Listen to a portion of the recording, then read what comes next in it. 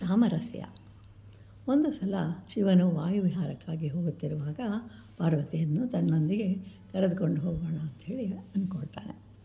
ಹಾಗೆ ವಿಹರಿಸುವಾಗ ಇದ್ದಕ್ಕಿದ್ದಂತೆ ತಾನು ಹಂಸದಂತೆ ತನ್ನ ರೂಪವನ್ನು ಬದಲಾಯಿಸಿಕೊಂಡು ಹಾರಿದನು.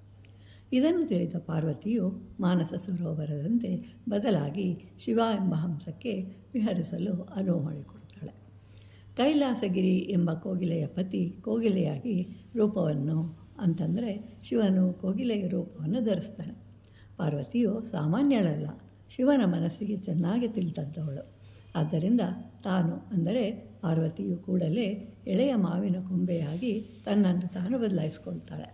ಆದರೂ ಇನ್ನೂ ಸ್ವಲ್ಪ ಕಾಲ ಹೀಗೆ ಆಟ ಆಡೋಣವೆಂದು ಗಂಗೆಯನ್ನು ಶಿರಸಿನಲ್ಲಿ ಧರಿಸಿದವನು ದುಂಬಿಯಾಗಿ ಬದಲಾಗ್ತಾನೆ.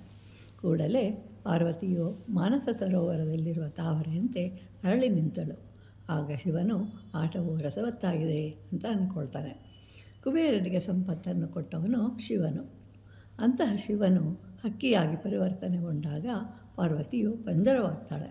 ಆಗ ಕೊರಳಿನಲ್ಲಿ ಹಾವನ್ನು ಧರಿಸಿದ ಶಿವನು ವಾಸ ಮಾಡಲು ಪಾರ್ವತಿಯು ನವಿಲಿನ ರೂಪವನ್ನು ಧರಿಸ್ತಾಳೆ. ಇದನ್ನು ಕಂಡು ಪಾರ್ವತಿಯು ಕೊನೆಗೆ ಬೆಟ್ಟದ ಶಿಖರವಾಗ್ತಾಳೆ.